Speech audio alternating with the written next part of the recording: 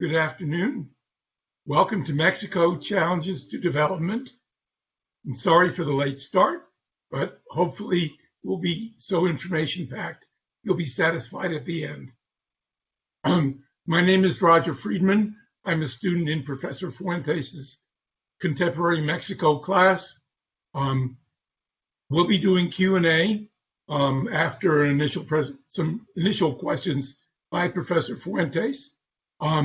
To do that, you simply type in your questions using the Q&A tab on your screen. Excuse me.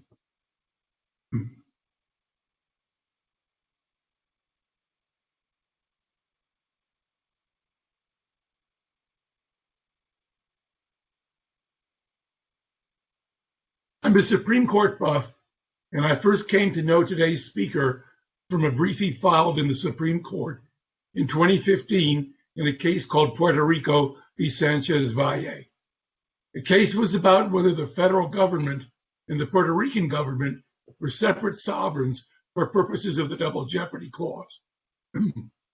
This case could have been argued on any of several grounds, but the brief focused on whether the 1950 compact between Puerto Rico and the United States had established self-rule for Puerto Rico. The opponents argue that the relationship between the U.S. and its territories was still controlled by the insular cases of 1904, which in turn were based on a holding in the Dred Scott case that people of certain races and nationalities were never intended to be members of the polity of the United States. I was impressed if this lawyer would cast the case in terms of the expectations of the Puerto Rican people for the new form of government they had adopted. I wrote him a congratulatory letter, and later we met when he argued another Puerto Rico case at the court. I found out that he was head of the appellate and Supreme Court practice of Kirkland & Ellis, one of the major D.C. law firms, after having clerked for Justices Scalia and Thomas on the Supreme Court. He reached those heights by virtue of his academic accomplishments, graduating from Harvard College, Phi Beta Kappa, majoring in history with a certificate in Latin American studies, and then from Harvard Law School, where he served on the Law Review.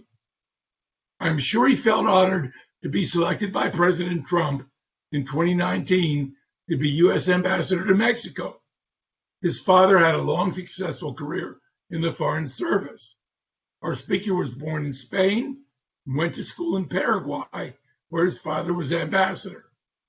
His father reported on a request by the Paraguayan government for U.S. visas for false passports it was creating for agents of the Chilean DINA.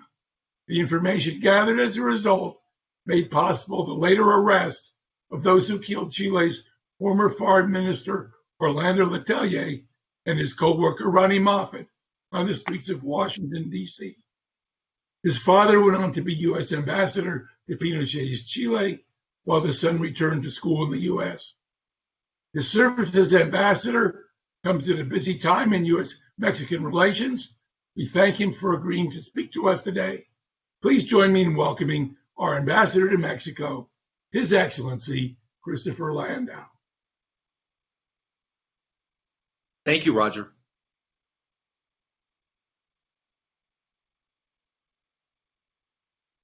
Thank you, Roger, and thank you, Ambassador, for your time. We really appreciate you taking the time to be with us and share some of your perspectives and thoughts on the U.S.-Mexico relationship and your experience as ambassador.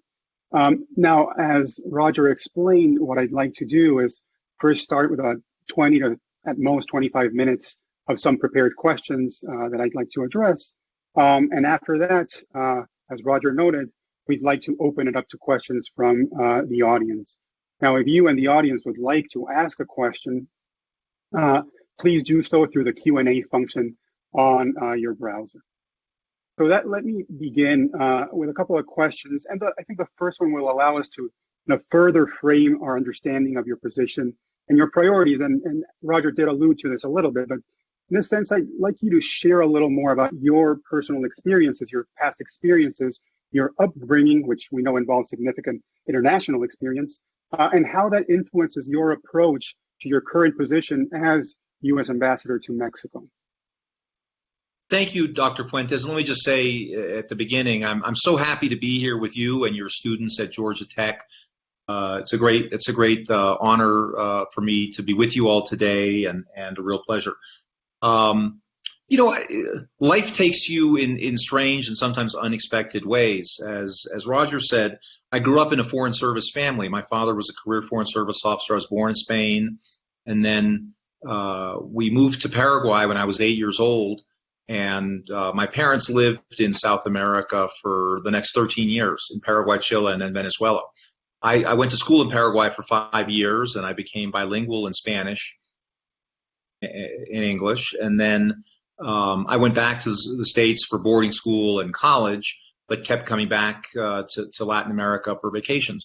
I always thought that I wanted to follow my father's footsteps into the Foreign Service as a career. And I remember in my spring break of my senior year of college, I went home to Caracas, where he was living at that time, and told him I want to take the Foreign Service exam. And he said, listen, don't do that. Go to law school, get a law degree, which is a good preparation for a lot of, just in terms of preparing the rigor of your thinking. And you can take that in a lot of different directions, including foreign policy. And he said, look around at some of the leaders of foreign policy, either in Republican or Democratic administrations. A lot of them are lawyers. And, he was right, at least for me. So I went to law school. I enjoyed it.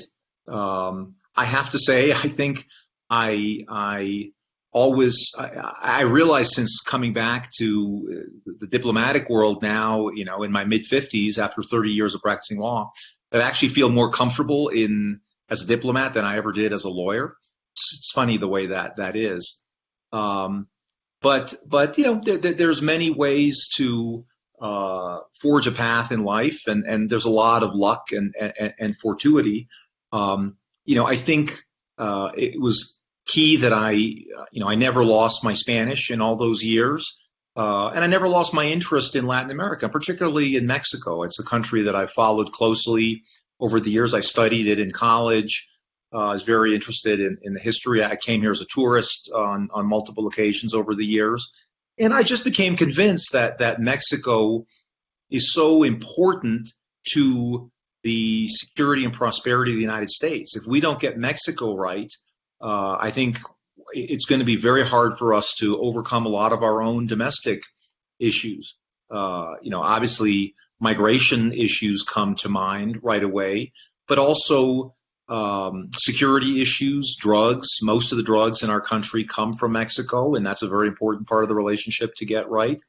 And also economically, we've become very interdependent with Mexico economically. I don't think a lot of people in the United States realize this, but Mexico was our largest trading partner in goods last year. And it kind of came home to me during the pandemic when there was talk of maybe shutting the border completely, to commerce as well as to non-commercial activity. And, we were told that the U.S. economy would go into recession within a matter of, 5 to 7 days, if that were to happen, because so many auto parts and such come over the border from Mexico, that if we didn't have that trade with Mexico, our own economy would go into recession. So when the job as ambassador to Mexico became open a few years ago, I threw my name in the ring, and I was very, very fortunate and very honored to be selected. And for me, it's a chance to kind of take my life full circle. As I said, I started in a Foreign Service family. Now I'm serving as a political appointee as ambassador to Mexico. But it's nice to be back in the realm of diplomacy. Thank you. Doctor, I don't know if that really got to the heart of your question. If not, you can try to prod me back into what you were. No, I did, and I appreciate it. Thank you. Thank you for taking the time. And actually, I want to dig a little further into the Mexico relationship and the Mexico conditions at this time. And something that's probably on several people's minds here is, Mexico has gone through some changes recently, especially with the election of Andrés Manuel López Obrador, AMLO, in 2018. And, AMLO came in promising major changes in economic, social, politics, etc. And so I'd like to know a little more about your own sense of first, the extent to which there's actually been substantial change under AMLO, a little bit more, especially about how things have evolved in U.S.-Mexico relations since the election of AMLO, particularly along the lines of economic cooperation, security, immigration, etc. Yeah, I mean it's an interesting question, kind of in two parts. Let me take it in the two parts. The first is really AMLO, his rise to power and his impact, and then I think the second part is more focusing on the U.S. relations with the AMLO government. Mexico's an interesting case. When I was in college studying Mexico back in the 1980s, it was still, a one-party system governed by the PRI, as it had been since the 1920s. And as I'm sure you know, if you've studied Mexico at all, that ended in the year 2000. And so Mexico, the Mexico that I arrived in as ambassador last year was totally different than the Mexico I had studied in the 1980s. And I think it's kind of a success story that, at that point it was a one-party state with a very closed economy. And I think both those things changed. Mexico really opened up to democratize its political institutions and its economy, and in a remarkably short period of time. And that was far from a foregone conclusion. Again, when I was a student in your shoes, 35 years ago. And but the interesting thing is when the PRI was defeated in the year 2000 for the first time.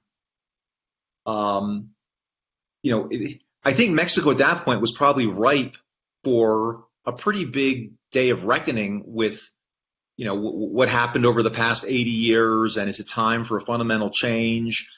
It didn't really happen. I mean, President Fox was in power, and then President Calderon, and then President Peña. So for the following 18 years, it's still. The PRI was no longer in power under Fox and Peña and Calderon. It came back under Peña Nieto into 2012 to 2018. But I would say there really wasn't a very fundamental transformation of Mexico in any way. I think which I think is maybe a mistake. It's just an interesting thing when you think about the broad sweep of history. What happens when a party takes over or a party loses power after 80 years? I think that there was an intent not to destabilize things and really overturn the whole system. But I think at some point, maybe there was a hunger for change and a sense that the old system was corrupt and had a lot of failures, and there wasn't really a day of reckoning for the old system. And those who'd made vast fortunes in the old system, not always above board. And so AMLO, it started out in the the PRI, as basically all politicians did in Mexico in the 20th century. And, then kind of eventually moved to the PRD, which is a more leftist party, and then ultimately founded a new party, Morena, about 5 years ago, and won on that. And his victory, not dissimilar from President Trump's in a way, in 2016 in our country, was a victory of kind of an outsider over forces of the kind of bipartisan political elite. In our country, we kind of had the Republicans and the Democrats, and in Mexico, they had the PRI, and then in some recent years, the PAN. But I think a lot of people felt that the system needed to be shaken up. And, AMLO came in really on a very strong anti-corruption platform, and a kind of, the calling for what it called a fourth transformation of Mexico after the wars of independence, the reform, and the Mexican Revolution, that this would be kind of a fundamental transformation of Mexico. That's at least his platform. I don't know that his policies have been as far-reaching as some of that rhetoric about a fundamental transformation of Mexico. He certainly increased social spending on the government and direct payments to low-income people. He's I think a hard politician to categorize in kind of our U.S. domestic liberal conservative terms. For instance, even though he's regarded as a leftist, he is a very strong believer in a balanced budget and in fiscal austerity. He's probably one of the only leaders in the entire world who has not been spending money to address, let's say, the COVID crisis now. I mean, he's doubling down on austerity. He's slashing some government agencies of the Mexican federal government by 60, 70%. Things that the most conservative Republican could never dream of doing in our federal government. So I think it's a little bit hard to pigeonhole AMLO, in our kind of U.S. liberal versus conservative framework. He comes out of a Mexican domestic environment, and he's very focused, I think, on the kind of corruption of the Mexican system, which went beyond just individuals, but went systemically to a very cozy relationship between the government and the private sector. And again, I don't know that the changes or what he has implemented are quite as sweeping, as I said, as his own rhetoric. But I think even the rhetoric is somewhat valuable to people to say, we've broken the hold on power of these two parties that had ruled Mexico for 80, 90 years until AMLO's victory. I mean, again, it was the one party, the PRI, until 2000, and then 2 terms of the PAN. And I think he's made a big deal of a lot of symbolic things, like getting rid of the presidential plane, a lot of the trappings of grandeur, which has endeared him to many Mexicans. And he does, I think, care very deeply about the plight of the impoverished, indigenous communities, inclusion. Whether that will lead to a fundamental transformation of Mexico remains to be seen. Let me just briefly talk on U.S. relations with Mexico, because I think a lot of people expected them to be very poor, given the kind of different ideological backgrounds of AMLO and President Trump. But as I kind of alluded to a moment ago, there's actually a lot of similarity there, because both of them really ran as outsiders against kind of a corrupt elite that went, transcended party, just kind of against the people who kind of the movers and the shakers in their, in their countries. And I think there's always a certain affinity between those two leaders that surprised a lot of people. And I think there was a willingness on both leaders to do things, or a belief that they didn't have to do things the way they'd always been done. I mean, Mexican relations with the United States through much of the 20th century had kind of a kabuki theater quality to it, where, Mexico, we were basically very cooperative, but in international fora, Mexico would almost always oppose the United States, or would largely oppose the United States to kind of keep its independence and distance from the United States. I think, AMLO didn't feel as constrained to kind of necessarily follow in the old models of things.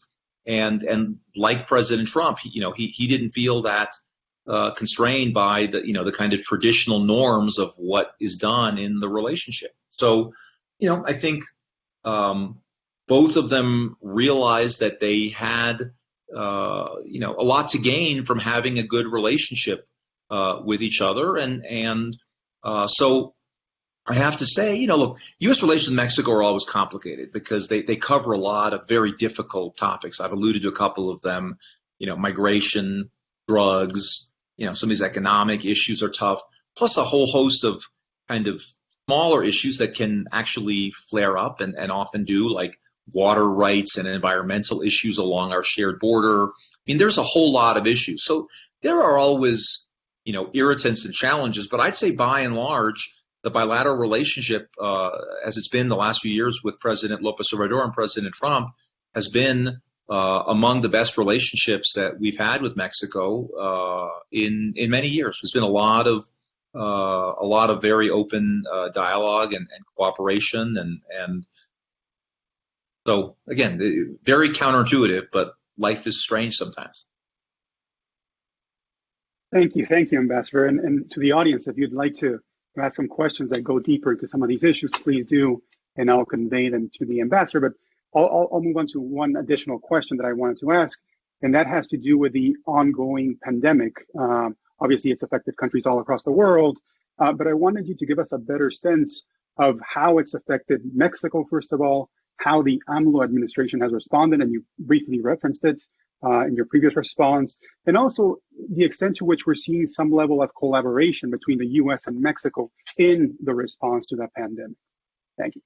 Yeah, I mean, look, the pandemic is kind of a black swan event that came out of nowhere. Actually, I read somewhere else that today marked the 1-year anniversary of when China reported its first case of this new unknown disease. So to think of everything that's happened in the past 1 year has been incredible. I mean, I don't know that any of us would have noticed that in the news that day, and little would we have realized how profoundly it would have affected each of our lives. I think the pandemic has hit Mexico hard, as it's hit our own country hard, and many other countries throughout the world. Now the estimates are the official figures are 1 million confirmed cases in Mexico out of a population of 130 million, and about 100,000 deaths. Those figures are, I think, open to question. I mean, that Mexico has not done as much testing as other countries, and so often people are not tested and confirmed as a positive case unless they actually show up at a government hospital, and so it's not clear that the actual number of infections could be higher. But look, I think it's very hard to say what is an effective or not an effective response. I mean, we're seeing countries all over the world who thought they had done really well, and the infections had gone down. Now they're on a tremendous upswing again. There's a very vigorous debate in many countries as to whether these economic or these lockdowns are worth the economic costs that they impose on society, and whether or not how effective they are in actually curbing contagion. Far be it for me to opine on some of these issues. I think these are very difficult issues.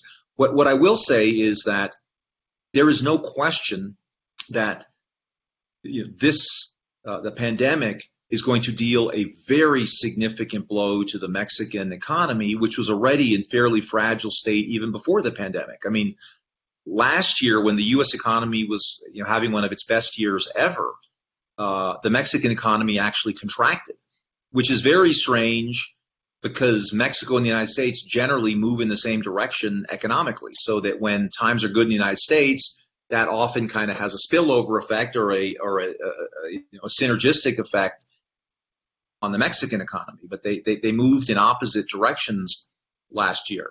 I mean, this year, like as much of the world, I think there's going to be declines everywhere. I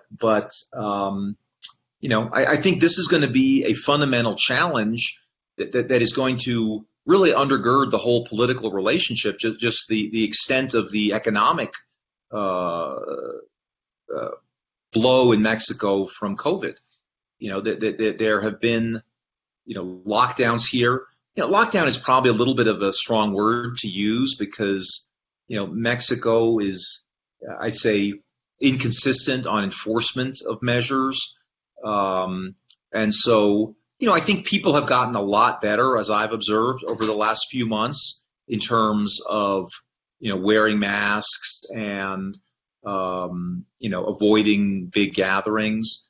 But the economic costs are going to be very tough. And I think that's going to really color the relationship with the United States, because I think that's going to have obvious ramifications on both migration and security, which are perennial issues on the binational agenda, the bilateral agenda.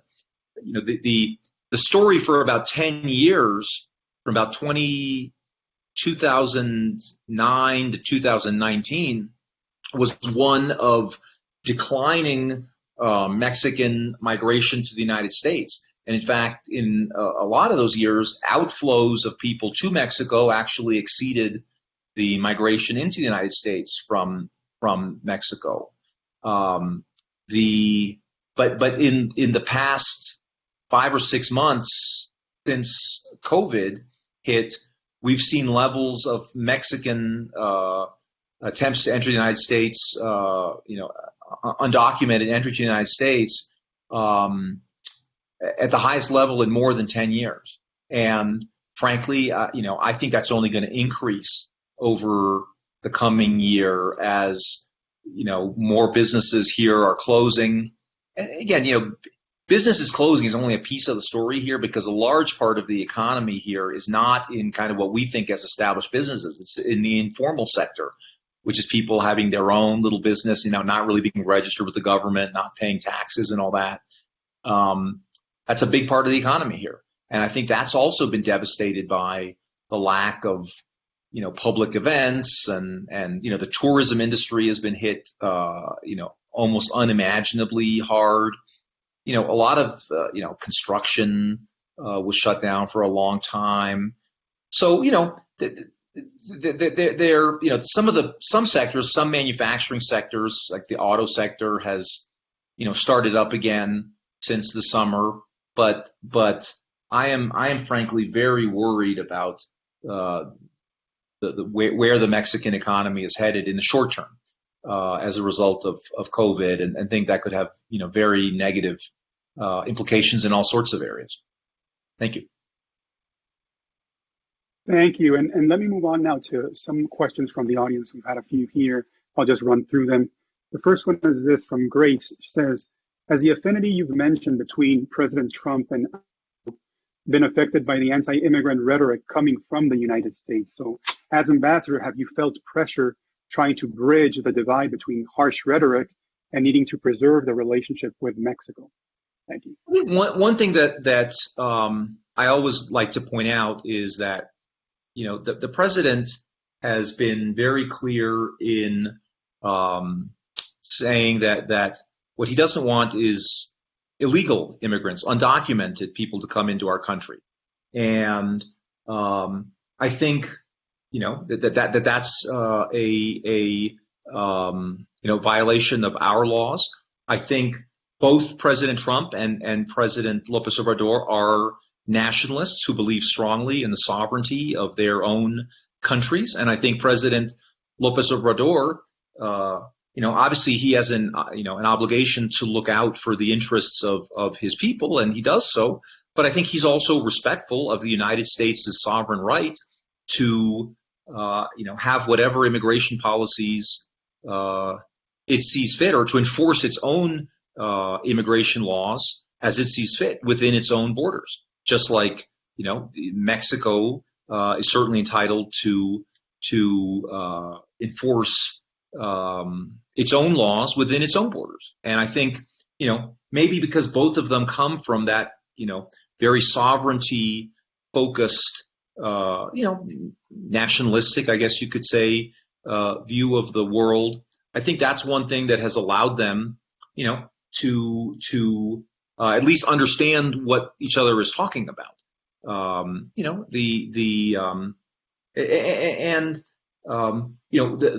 of the crises that we had last year, in particular, was when we saw caravans of people from third countries trying to cross Mexico to enter the United States illegally.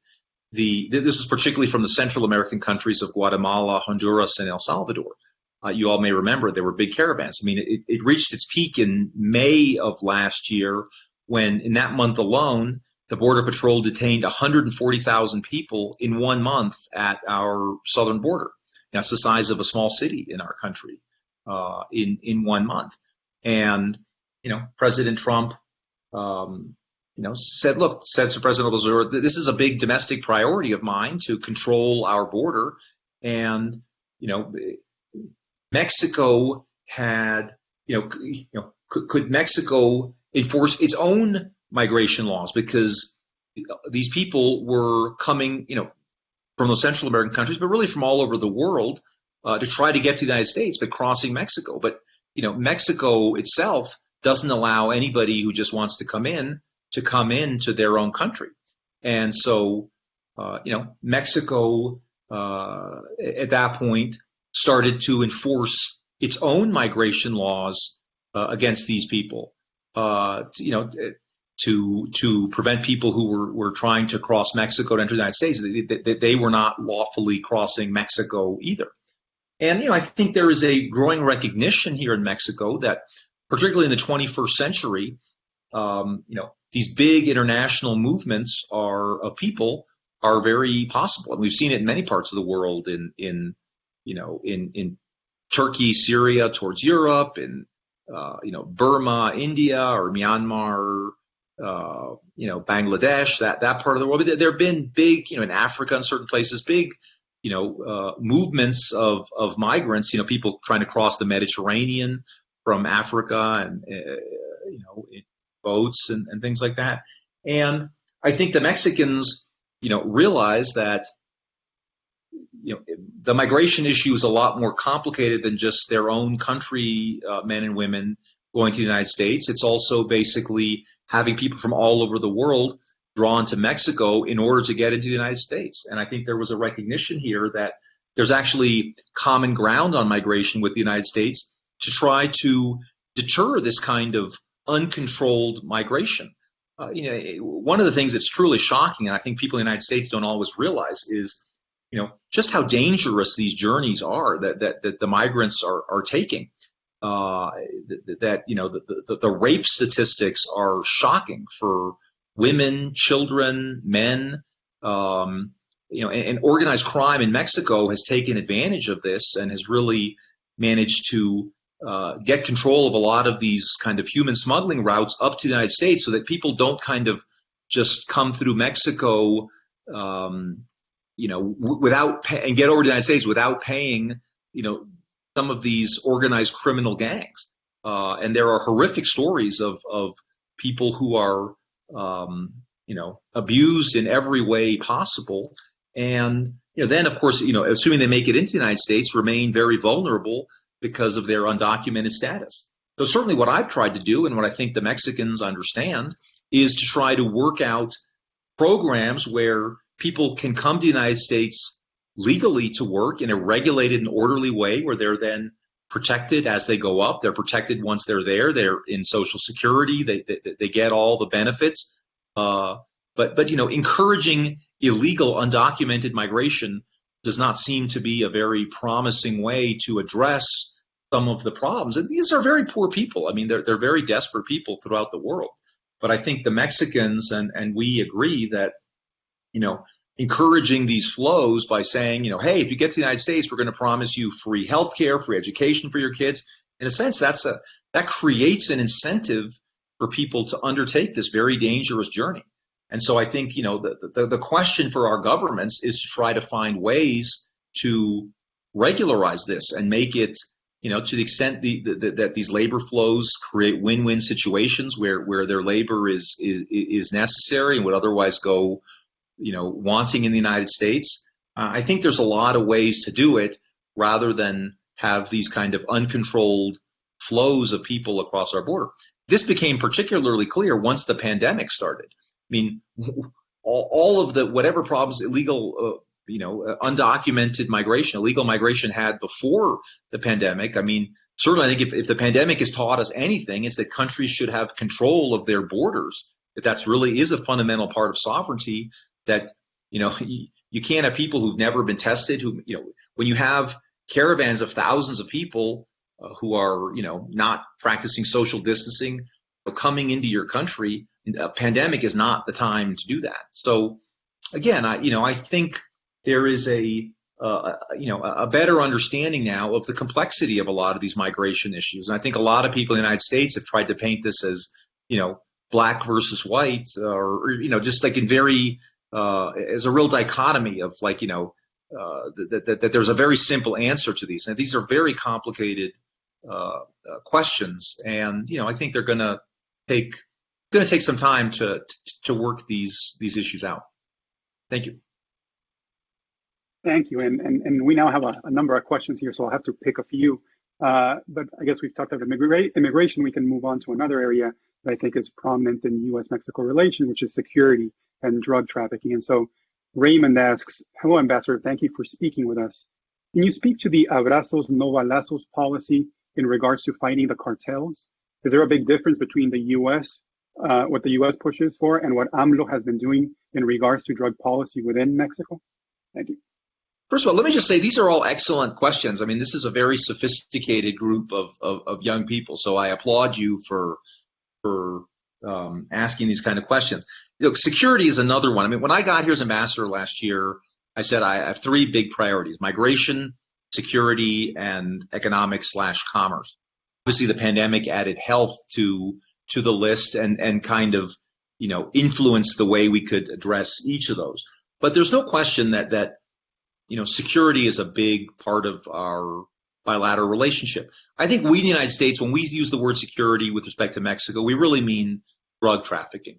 In Mexico, it means something I think much more broad. It's basically, organized crime, but that's very intertwined with corruption, because a lot of these criminal gangs have protection from, government forces, whether it's the local policeman, a government minister, at all levels, and impunity. I mean, one of the things that's really shocking in Mexico is just the very high levels of impunity for all crimes. I mean, one of the things, the saddest statistics for me is that in Mexico, some 92% or 93% of crimes are not even ever reported. So the entire criminal justice system is operating maybe on, 7% or so of crimes that are reported. And then, it's not as if the system has any kind of perfect rate of conviction, even of that 7%. But you're already starting out with 90+% of crimes going completely, not only unpunished, but unprosecuted, not even unreported. And the number of Mexicans who've been the victims of crime in the past year that I see in the newspaper from time to time statistics, it's shocking. The number of Mexicans that they or someone in their immediate family has been the victim of a crime in the past year that was unpunished, or just of any crime, I guess, is somewhere in some states like north of 50%. I mean, there's really a very big crime problem generally here, of which organized crime and drugs is an important subset, but it's not the entire picture. From our perspective, it is. I'll say that the U.S.-Mexico relationship on security for many years has been characterized by a lot of finger pointing. That we kind of say to Mexico, look, you guys are sending us, most of our drugs come from Mexico. So could you guys please, crack down on these cartels that are sending all these drugs into our country? The Mexicans respond, wait a second. You guys are, the world's largest consumers of drugs. And, as long as you have this incredible, insatiable appetite for illegal drugs in your country, what are you guys doing to combat the consumption problem? They also point out that a lot of the drug cartels here, their power is based on two things: money and firearms.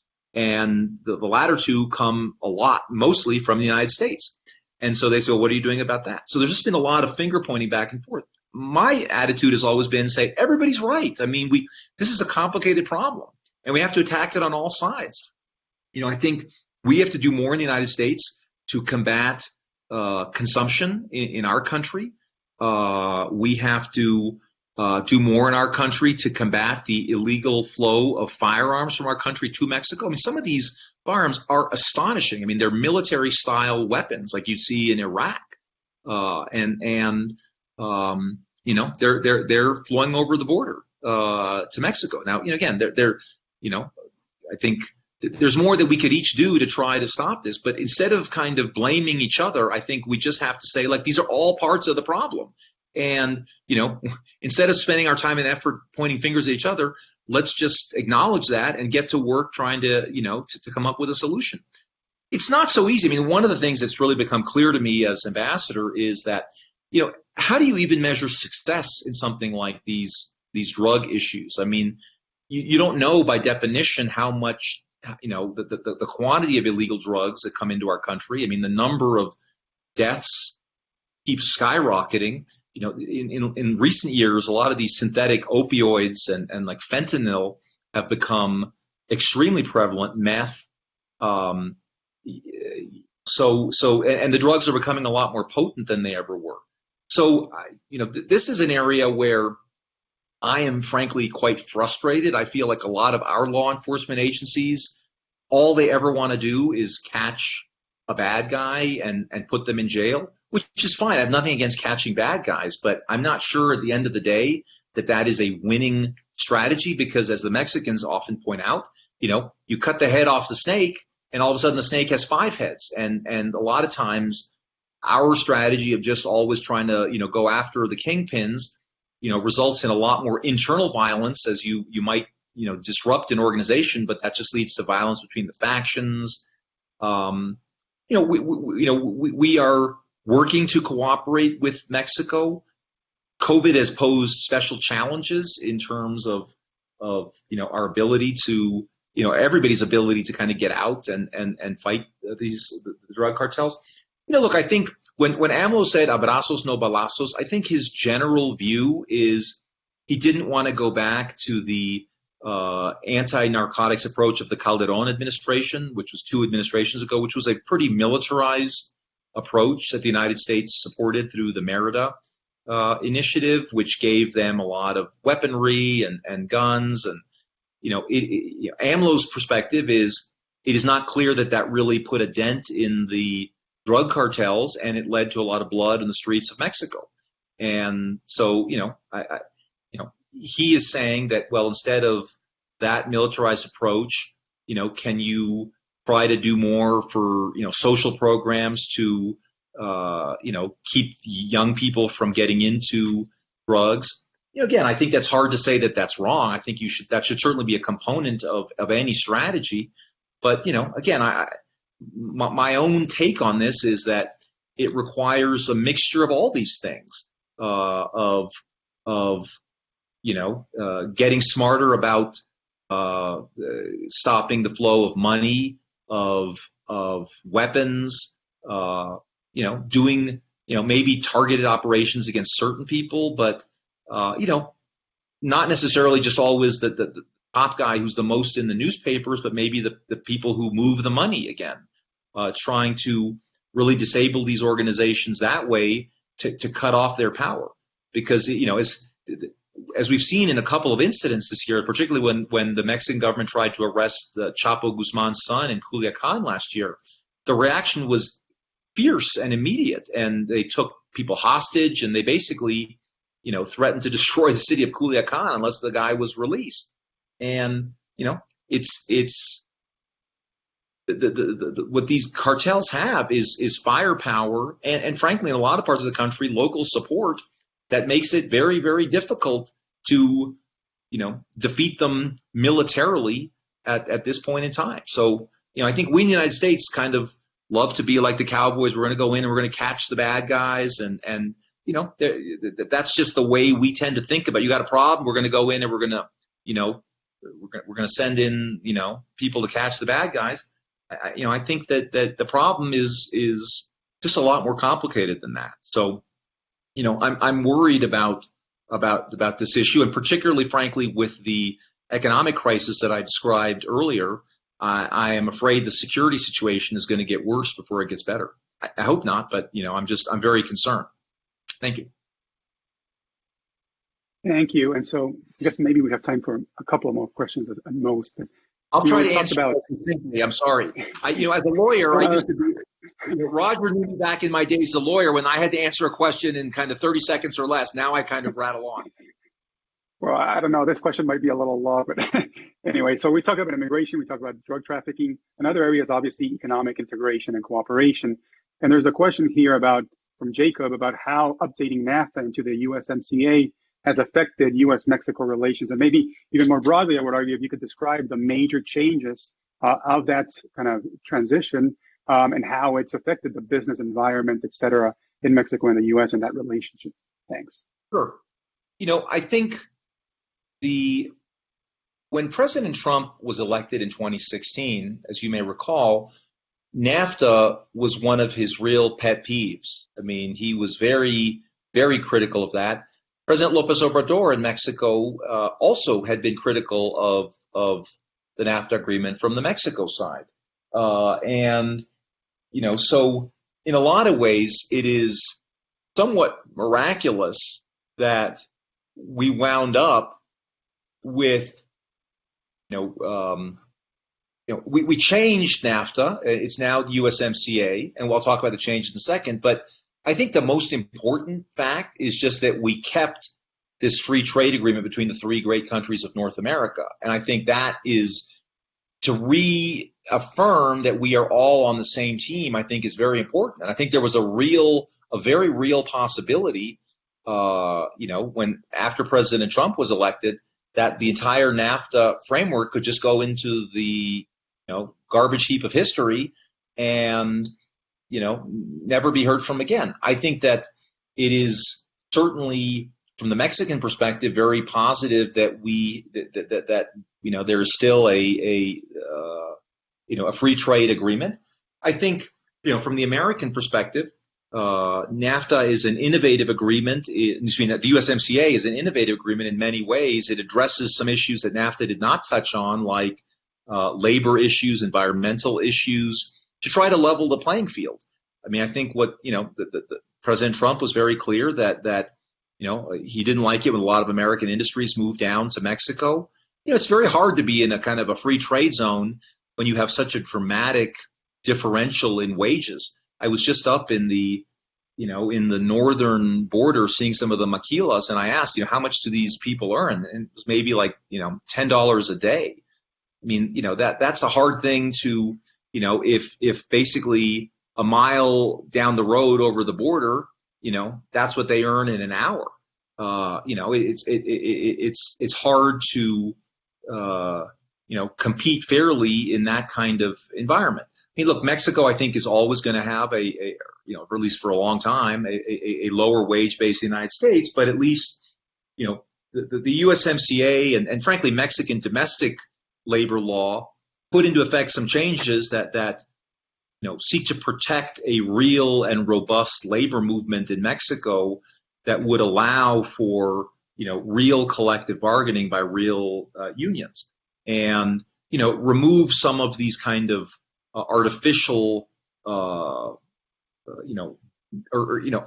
some unfair barriers to competition that would make it harder for American companies to remain in the United States.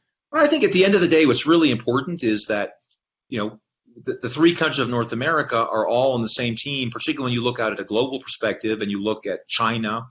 I think it's very helpful that we can all kind of join in together. And the North American market is huge. I mean, Mexico, the United States is about 330 million people. Mexico is about 130 million, and Canada is somewhere like 35, maybe 40. But Mexico is a substantial internal market and a big one where American brands are very powerful. So there's a lot of Mexico is the second market in the world outside the United States for a lot of American goods. I think I was just talking to the Coca-Cola people the other day, and they told me that was true for Coke. But I go around Mexico City and I see stores that I don't really see in the United States anymore, like Radio Shack, Sears. And Sears is fancy here. I mean, it's thriving in high-end malls. So I think American brands are strong in Mexico, and there's a lot of opportunities for bilateral commerce. I think it's very important that we kept that. There's going to be always trade tensions, particularly in the agricultural area where we do grow some of the same crops. But, I think by and large, I think we're going to be able to compete stronger against countries like China being on the same team. So, I think this is a good thing. But, again, I think one of the things I'd like to see, frankly, more of, that I'm disappointed we haven't seen more of since the USMCA went into effect on July 1st of this year, is reshoring, bringing back businesses that went to China to come back to North America. And I think Mexico could do more to create a business climate that is welcoming to foreign companies to invest in Mexico. And obviously that's their decision. That it's a sovereign country, and they can pursue whatever policies they want to pursue. But I always start from the premise that it's really in the United States' vital national interest to have a prosperous Mexico, because we share a 2,000-mile border, and if things do not go well in Mexico, the problems from Mexico will inevitably spill over into the United States. So I do think that we want to do well in the United States, but I think we also want to make sure that things go well for Mexico. And I think USMCA gives us a good platform to do that. Thank you. Thank you. And I guess I'll ask the last question, and we'll conclude with this. My colleague, Jenny Lincoln, asks, what are the two things that the next U.S. ambassador needs to know about U.S.-Mexican relations that you wish you had known before you took this post? Thank you. That's a good question. I think one of the things that I wish I had understood better is just, the need, as I mentioned earlier, on the drug front, on the security front, to really work to, more comprehensively get at the issues, that just focusing on, catching bad guys is not ultimately a winning strategy. I mean, I kind of knew that there's a lot of people in the U.S. government. I mean, I was briefed on these issues before I came down here as ambassador. But it's funny, like, you can say that, and then you'll have a meeting where that's kind of, one of the themes of the meeting, and then people say, okay, what's our next objective? And, they're like, okay, well, we're going to ask the Mexicans to try to catch this person. You say, well, I thought we just had a meeting where we're going to try to do that, to do a more multi-pronged approach. That's just been a real frustration for me. And, I think things are, I thought the U.S. had a big bureaucracy until I got down to Mexico. And, both of our countries have very big bureaucracies. We're both federal republics with both our federal governments and then also state governments. And, I think it's important to realize that it's hard to change things, because it just requires a lot of coordination, within both the U.S. government and the Mexican government. It's very frustrating. A lot of times you think you have a great idea, and it just doesn't really happen. And a lot of times, like, Mexicans will tell you, yes, that's we'll do that, and then it never happens. So I just think you kind of got to be like a pit bull, and have some very discrete issues for defining success. Say, like, these are the things I want to accomplish, A, B, and C, and be pretty specific, and then go after those and never lose sight of them, because there's going to be so much that in just the day-to-day of this complicated relationship that wants to always pull you in a million different directions, unless you have some specific objectives that are actually achievable, not just like reducing illegal immigration or reducing drugs. Like, those are too generic. You need something much more targeted, and and just go in like a laser beam. Otherwise it's the centrifugal force just kind of keeps sending you off, out that you have to kind of be focused like a laser beam on just a number of issues. And so, I think that's what I would, that's the advice I would give, because otherwise you just get caught up in the day to day. I mean, it's like one of these jobs you're drinking from a fire hose. I mean, there's always crisis.